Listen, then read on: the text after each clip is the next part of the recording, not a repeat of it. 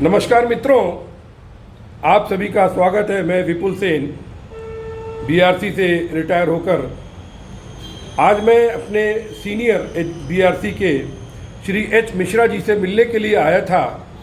तो मैंने सोचा चलो बातचीत कर लूँ थोड़ी सी आप लोगों के लिए। Shri H Mishra ji distinguish scientist होकर बीआरसी से रिटायर हुए हैं और बीआरसी ने इनको छोड़ा नहीं। अभी भी HBNI में पता नहीं क्या क्या कर रहे हैं, वो तो आप लोग मालूम पड़ेंगे। स्वभाव से बहुत ही मृदु एच मिश्रा जी, मैंने अपने 40 साल के कैरियर में एकमात्र ऐसा व्यक्ति देखा जो कभी गुस्सा नहीं होता है। मैं निश्चित रूप से ये कह सकता हूँ कि बीबी से खूब पटती होगी इनकी। चलिए मिश्रा जी, आपका स्वागत है। आप कुछ अपने विषय में बताएंगे कि आपने कहाँ से बीटेक किया था, पहले थोड़ा उसके बारे में बताएं। धन्यवाद विपुल भाई, आपने मुझे इस लायक समझा कि मैं आपसे साथ में कुछ विचार व्यक्त कर सकूं, और आपने इतना अनोखा मेरा परिचय दिया जो अपने आप में कह सकता हूं कि थोड़ा अतिशयोक्तिपूर्ण ही है। क्योंकि इतना अच्छा तो मैं नहीं हूँ, गुस्सा मुझे भी आता है और आ सकता है, कोई बात नहीं। अच्छा, बीबी का नाम लिया तो शांत हो गए। तो खैर, भगवान की जैसी कृपा वैसा सब कुछ है। और जैसा विपुल भाई ने बताया, मेरा नाम Rishikesh Mishra, H Mishra, doctor H Mishra है। और आज से लगभग अच्छा सर, एक चीज़ मैंने सुना था आपने बुढ़ापे में PhD की, रिटायरमेंट के बाद की कि पहले की थी? नहीं, बूढ़ा तो मैं नहीं हूँ। अच्छा। अभी 64 साल के तो हो गए आप ना? लेकिन ये कहना चाहिए 64 नहीं, मैं अभी 62 साल का हूँ। 62 साल। और मैंने PhD रिटायरमेंट के जस्ट बाद में ही कंप्लीट की। अच्छा। PhD मैंने काफ़ी सीनियर एज में स्टार्ट की थी। जब मैं 56 ईयर्स का था तब मैंने PhD करना चालू किया, और 2020 में लगभग मेरी थीसिस बन गई थी और मुझे डिग्री 2021 में अवार्ड हुई, जो भाभा परमाणु अनुसंधान केंद्र की ही सहयोगी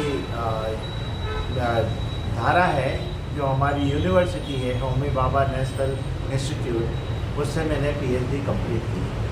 और विपुल भाई ने जैसा पूछा, मैंने इंजीनियरिंग, इलेक्ट्रिकल इंजीनियरिंग 1980 में, 1980 में, उस समय के रीजनल इंजीनियरिंग मतलब कितने साल की उम्र में बीटेक कर लिया था सर?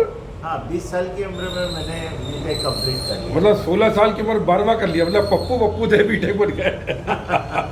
नहीं, थोड़ा मुझे एडवांटेज मिला क्योंकि हमारे यहाँ 11+5 का कोर्स था। अच्छा, तो अच्छा। मैंने 11 थोड़ा जल्दी कर दिया। मेरे बाबूजी और मेरी दादी मम्मी का आशीर्वाद रहा, थोड़ा एजुकेशन जल्दी चालू कर दिया। एक साथ दो क्लास में मैं प्रमोट हुआ।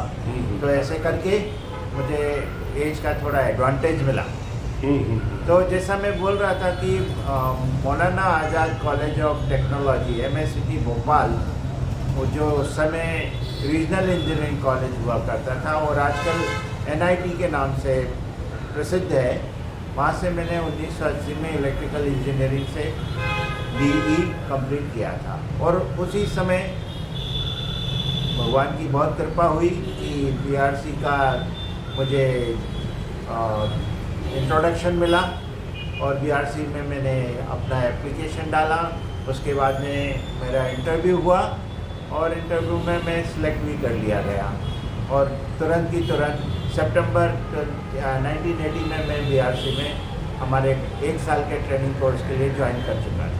अच्छा, आपका सर BRC के बारे में, आप रिटायर होकर के आ गए भी, 35-40 साल आपने नौकरी कर ली। BRC के बारे में आपका क्या राय है? भाभा परमाणु अनुसंधान केंद्र जो एक प्रीमियर रिसर्च इंस्टीट्यूट है, और हमारे परमाणु विभाग का ये मदर डिपार्टमेंट है। शायद मैं आप सबको बताना चाहूँगा कि हमारे डॉक्टर होमी जहांगीर भाभा जी ने परमाणु प्रोग्राम जो हमारा चालू किया था लगभग 1954 में 1955 में बीआरसी में पहला रिएक्टर। नहीं सर हिस्ट्री मत बताइए, आप ये बताइए, वो तो इंटरनेट पे दी हुई है, हाँ। है ना। तो मेरा मतलब ये है कि आपने बीआरसी में नौकरी कर ली। मैं आपसे पूछना चाहता हूँ, आपको जो लोग जानते हैं, आपका जो एचआर था, ह्यूमन रिलेशन ज़बरदस्त था। मैंने जैसे बताया कभी गुस्सा करते हुए नहीं देखा। आप ये बताइए, आप बीआरसी में कितनी बार गुस्सा किए अभी तक? बीआरसी में गुस्सा कब किया मैंने, मुझे याद करना पड़ेगा। शायद विपुल भाई जैसा बता रहे हैं कि गुस्सा तो मैं नहीं होता था, तो गुस्सा नहीं हुआ होगा। अच्छा। बीआरसी एक बहुत अच्छी। कोई शिकायत है आपको बीआरसी से? बीआरसी से मुझे कोई शिकायत नहीं। बीआरसी से मुझे जैसा विपुल भाई ने बताया, एकदम संतुष्ट हमारा कार्यशैली रहा। बीआरसी अपने आप में एक अनोखा डिपार्टमेंट है, प्रीमियर रिसर्च इंस्टीट्यूट है, जिसमें कि पूरा का पूरा परमाणु विभाग के विषय में, परमाणु संयंत्र के विषय में, परमाणु बिजली घर के विषय में और बाकी शांतिपूर्ण परमाणु ऊर्जा के प्रयोग के विषय में जो रिसर्च और डेवलपमेंट का प्रोग्राम होता है वो अनूठा है। ये मैं कह सकता हूँ कि देश में इस तरह के इंस्टीट्यूट बिरले ही हैं।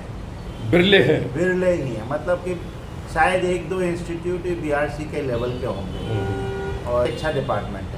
तो सर आप वहाँ पर 40 साल काम किया मैंने और अभी भी मैं वहाँ पर राजा रमन्ना फेलोशिप में। जी अच्छा डॉक्टर राजा रमन्ना फेलो, मतलब ये आप छोड़े नहीं गए बीआरसी से? अभी भी मेरा वहाँ पर थोड़ा रिसर्च वर्क चालू है। जी और ये अपने आप में एक अनूठा है।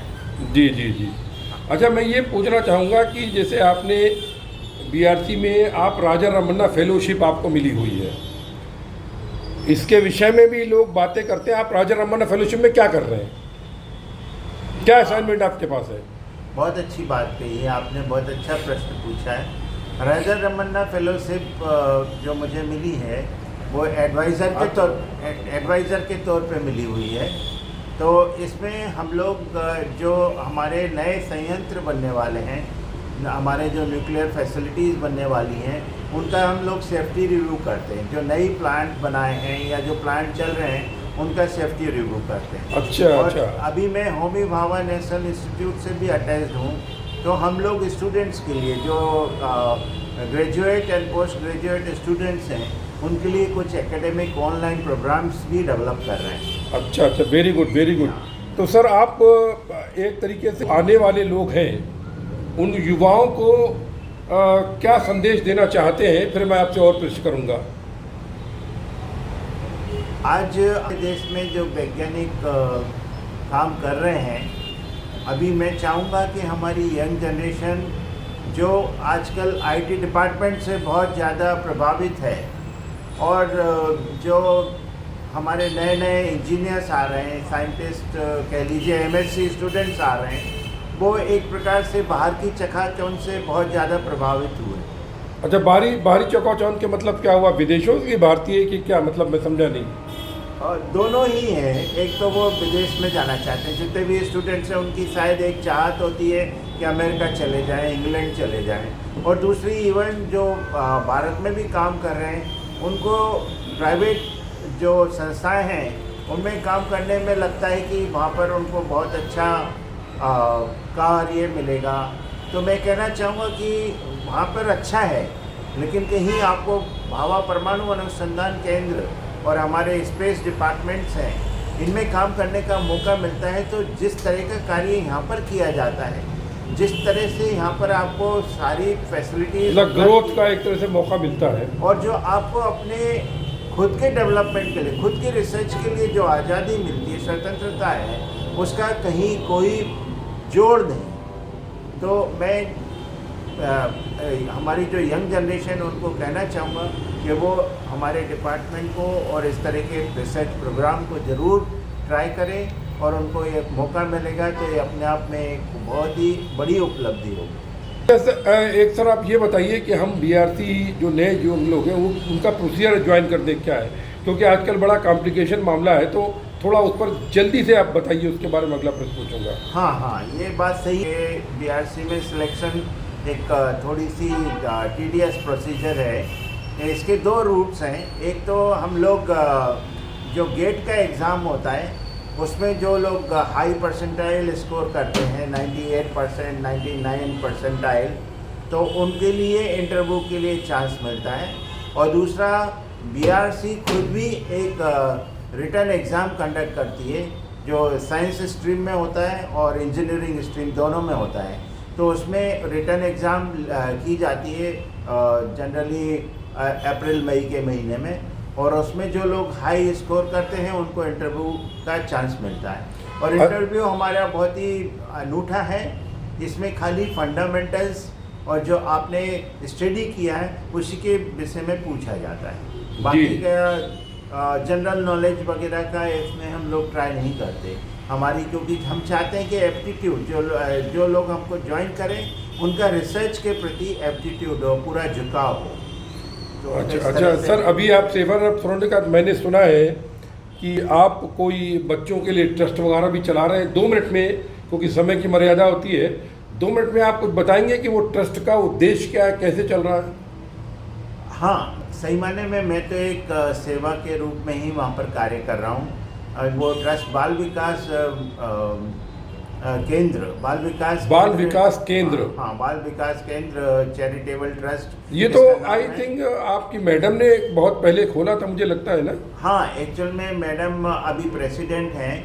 ये हमारे धनराज चौधरी जी बहुत ही कर्मठ और समर्पित अधिकारी थे। उन्होंने ये ट्रस्ट बनाया था और इसके तहत बच्चों के लिए संस्कारी प्रोग्राम, आज क्या बच्चे भी सारे के सारे अंग्रेजी मीडियम में पढ़ते हैं। हमारे कल्चर से, हमारे शास्त्रों से उनका कोई परिचय नहीं है और उनकी फिजिकल एक्टिविटीज़ भी बहुत कम है।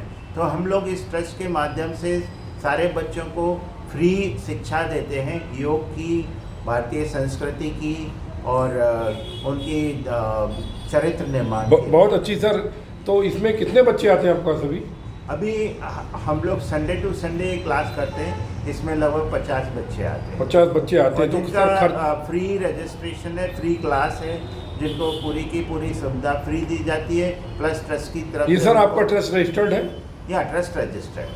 अच्छा, ट्रस्ट के बारे में मेरा भी बहुत मज़ेदार अनुभव है कि ट्रस्ट में मैंने भी लोगों के आने में आकर के ट्रस्ट बनाया, रजिस्ट्रेशन कराया। अभी उसका मंगलवार, बृहस्पतिवार, शनिवार खबर करने में खाना बांट रहा हूँ, कपड़े बांटे, तमाम काम कर रहा हूँ, लेकिन अपन लोगों के पर्स से रुपए नहीं निकलते हैं। तो मैं आपसे ये पूछना चाहता हूँ कि इसका खर्चा पानी कैसे चल रहा है? आप कुछ मुझे भी गुरु मंत्र दे दीजिए ताकि मैं भी अपने ट्रस्ट को आगे बढ़ाऊँ। भाई, आप बहुत अच्छा कार्य कर रहे हैं। मैंने देखा आपके व्हाट्सएप पे मैसेजेस आते रहते हैं। आप जिस तरह से पिछले 3 महीने से इस प्रोग्राम को चला रहे हैं, ये अपने आप में एक बहुत बड़ी उपलब्धि है। आज इस तरह के कार्य को चलाने के लिए बहुत ज़्यादा आवश्यकता भी है। तो आपने जो प्रश्न पूछा है कि हम लोग ये ट्रस्ट का कार्य कैसे कर रहे हैं, क्योंकि इसमें पूरा का पूरा फ्री एजुकेशन है, फ्री शिक्षा है और पूरा का पूरा बच्चों को जो भी संस्कार दिए जा रहे हैं उसमें पूरा ट्रस्ट की तरफ से ही योगदान है। तो इसमें हमारे जो ट्रस्टी मेंबर्स हैं उनकी हर साल वो थोड़ा थोड़ा डोनेट करते हैं।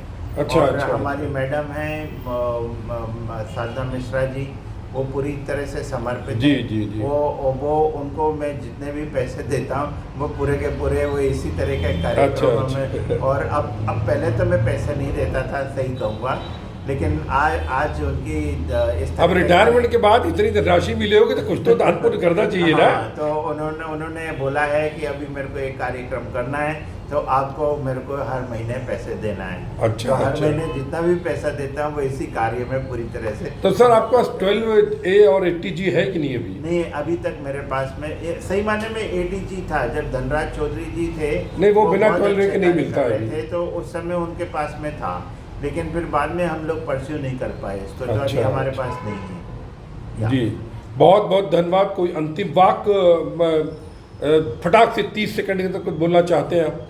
हाँ बिल्कुल भाई, आपसे मैं दोबारा कहूँगा कि आप बहुत ही अच्छा कार्य कर रहे हैं, आप प्रशंसा के पात्र हैं और हम साथ में मिलकर आपके कार्य को और ये बच्चों के बाल विकास कार्यक्रम को आगे बढ़ाना चाहेंगे। और देश के लिए नई पीढ़ी को, भावी पीढ़ी को और अच्छा मौका मिले, इसके लिए हम प्रयास करेंगे। धन्यवाद जी, बहुत बहुत धन्यवाद मिश्रा जी, आपका बहुत बहुत धन्यवाद। थैंक यू मेरी शुभकामनाएं आपके साथ हैं। Thank you. नमस्कार सर। आपको भी बहुत बहुत शुभकामनाएं।